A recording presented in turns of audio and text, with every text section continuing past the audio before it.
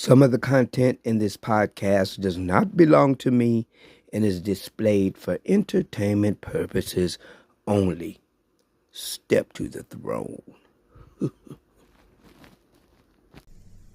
The Goldie Gossip Podcast.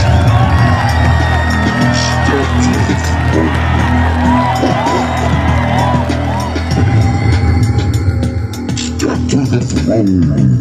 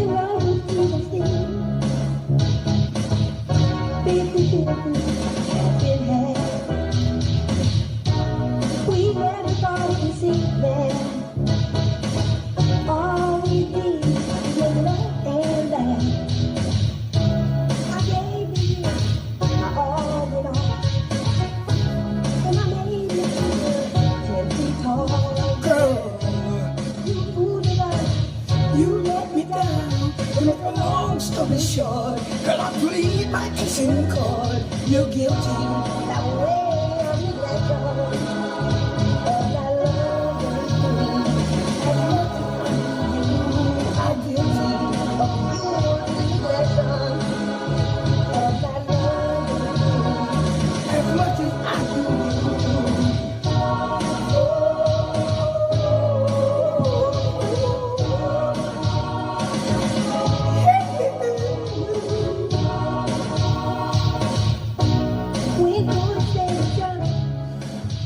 Welcome, kings and queens, ladies and gentlemen, to yet the 121st edition of the Goldie Gossip Podcast.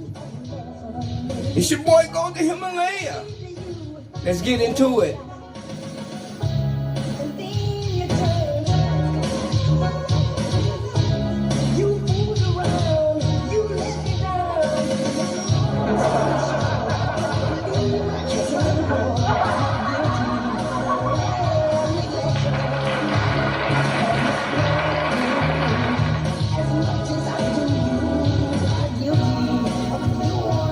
All right, guys, let's just do the flip.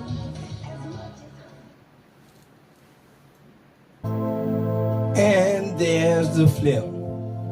All right, guys, let's get right into some unbelievable facts.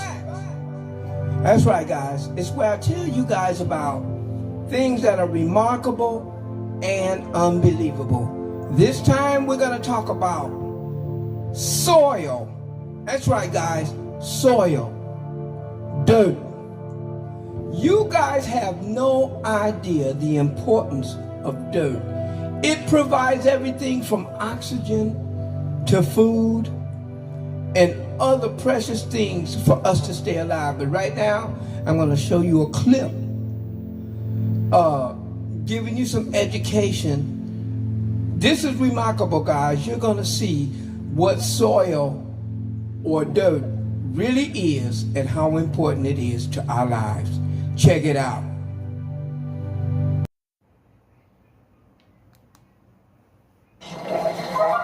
Soil. It's one of the most underrated and little understood wonders on our fragile planet. Here's why. Far from being lifeless dirt, it's estimated that in a single gram of soil, there could be as many as 50,000 species of microscopic organisms, or microorganisms. And in 1 teaspoon of soil, there are more microorganisms than there are people on the earth. But much of what lies beneath in this hidden and deep universe is still alien to us, despite being literally under our feet. Human scientists have so far only identified a tiny fraction of the extraordinary life teeming underground. But these animals and microorganisms provide an invaluable role. Millions of years of evolutionary competition have led the microorganisms to produce antibiotic compounds to fight their neighbours. And these compounds form the basis of many of the antibiotics used by us humans. We literally make medicine from our soil. No one knows how many new treatments could be lying under our feet, waiting to be discovered. One of the most special creatures living in soil is the earthworm. Darwin was fascinated by them and said, "It may be doubted if there are any other animals which have played such an important part in the history of the world," due to their importance in making and sustaining soil. Earthworms journey down and around, creating breathing holes like lungs in the soil. This creates space for plant roots to grow and keep soil alive. Under the soil, there are also vast and intricate webs of fungal threads. Plants and fungi need each other to thrive, and so they do a deal. Fungi can't capture carbon dioxide to grow like plants can, but they're better than plants at mining the soil for nutrients, so they trade. Plants give fungi carbon to grow, and fungi give plants nutrients like nitrogen and phosphorus. It's a mutually beneficial relationship, and just one example of the interconnected ecosystem we're all part of. Plant matter decays and provides food for microbes. They provide food for worms. Worms are food for birds, and so on. Soil provides us humans with almost everything we eat. But it's not just about what soils can do for us. It's important we value, appreciate, and crucially protect soil for a whole load of other reasons too. Think about this for a moment. It takes more than 100 years to build just 5 millimeters, half a centimeter of soil, but just moments to destroy through chemical contamination, urbanization, landslides, erosion, and more. Some soil is really ancient, dating back millions and millions of years. The oldest soil on Earth is thought to be in South Africa and dates back 3 billion years. In the UK, our soil is around 15,000 years old, and it formed after the last ice age. Soil is also a really valuable carbon store, capturing carbon, locking it away in stable forms deep underground. It stores 3 times as much carbon as all the plants on Earth combined, including trees. But because it grows so slowly, we need to protect what we have. We are not succeeding. We know many of the problems. Intensive farming is one of them. It releases carbon from our soils, and we're losing soil 50 to 100 times faster than it's able to rebuild. In Europe, 60 to 70% of soils are thought to be unhealthy. And in croplands in the UK, in less than 30 years from the end of the 1970s, we lost more than 10% of the carbon the soil had stored for us. And since then, well, we just don't know. Because in many countries, there's little data on soil, it's poorly protected and regulated. We grow on it, build in it, build from it. It filters and cleans our waters, reduces flooding and regulates our atmosphere. It's one of the most biodiverse habitats on Earth and a vital part of the nitrogen and carbon cycle on our planet. But the sad truth is, right now, soil hasn't enough champions fighting for it. We literally treat it like dirt. And yet there is so much untapped potential, so much wonder, and so many secrets just waiting to be discovered in the ground beneath our feet. So that was the clip, guys, of how precious soil is to everything on the planet. And here's another thing. Soil even gives us oxygen. Everything, if you notice, everything on the planet, I don't care where you are, is green, right? That green is chlorosynthesis. It's where it takes in the energy from the sun, and the CO2 that humans and animals exhale.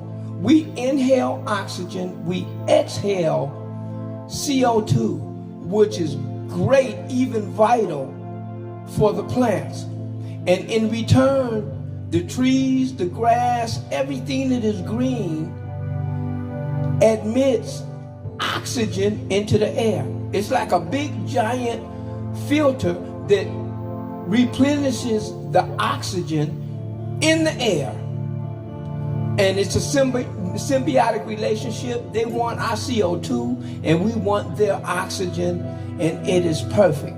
But just to show you guys what I'm able to do with dirt, I'm going to take you on a little bitty tour to my garden and show you what I've been able to grow with a little bit of sun, some water, and some dirt.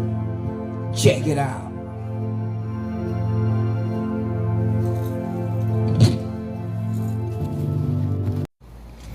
Okay, I got to do this quick. I know you want to upgrade on my garden. Look at the tomatoes. These are cherry tomatoes. They're very small, but they're growing like crazy. This is plumeria. This is the flower that I grew that I made the perfume out of that I gave you. That's plumeria. It doesn't have any flowers yet, but it's coming. This is my collard greens. Now these are, I think they're mustard greens because they don't look like collard greens. Here are my carrots. Believe it or not, these are carrots and they're growing. These are the collard greens. Look at them monsters. The collard greens is ready to be eaten. And these are the tomatoes. These are the giant tomatoes. Look at those tomatoes. Look at that one right there. And we got others. That is the tomatoes. I know you can't see them, but these are the potatoes. I dug up the other potatoes and harvested them. And I got 3 more potatoes right here that will be growing soon. And my pepper plant only gave me 1 bell pepper. That's it. So that was the clip, guys, of my garden. It's very therapeutic. It teaches you to slow down. It teaches you to have patience. But that is the unbelievable fact about soil. I love my garden. I'm going to stick with my garden. And I will give you guys some updates on my garden as it progresses. Now, right now, guys, I want to get into another segment of Goldie's childhood idols. And this time, guys, I'm going to talk about Red Fox. That's right, I want to talk about Sanford and Son. I grew up with it in the 70s. And it's still in reruns today. I love Fred Sanford. Right now, I'm going to show you a little clip of Sanford and Son, and I'll talk about it on the back end. Kick it.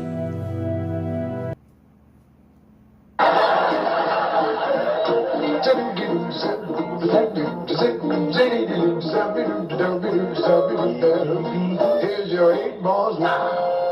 All of me, why not take all? Can't you see, I'm no good without. Take my all. I never use them. Take my lips, I want to prove them. Your goodbye left me with eyes.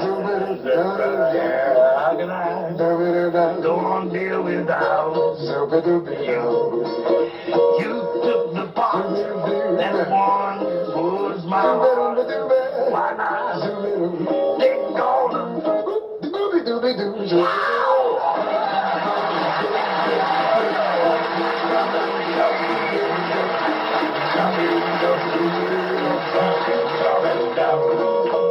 Shop, shop, shop, shop, shop, shop, shop, shop.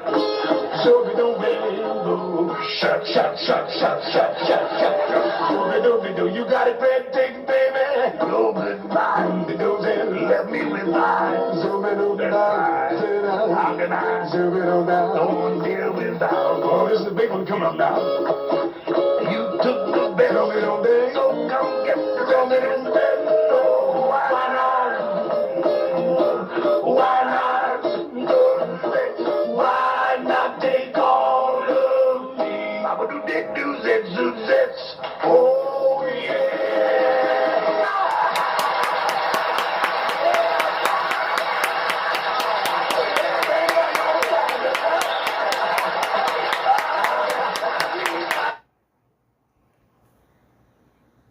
So that was a clip of my boy Red Fox. I love Red. And I did a podcast about when he passed away. He passed away at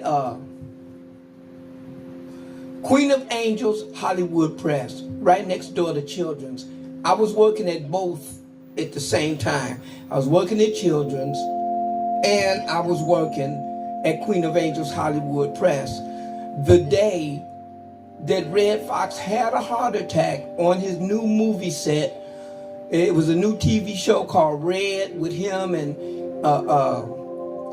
LaWanda Page, and he had a heart attack and they sent him straight over to Queen of Angels Hollywood Press, and I was there on duty that night, and I was cool with the x-ray technician who told me that he was in the emergency room and about to pass away. And I even got a quick look at his x-rays before he passed away. But anyway, that's my childhood idol, Red Fox. Coming to join you, honey. This is a big one. Push your face in some dough and make some gorilla cookies. You old heathen. Boy. I love that. I love that. Hey guys, that's all I got for you tonight.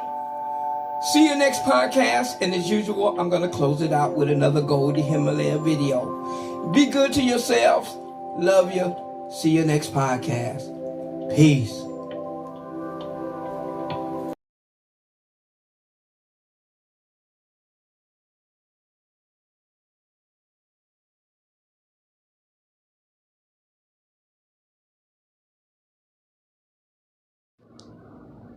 I like to do a nursery rhyme for the ladies in the house.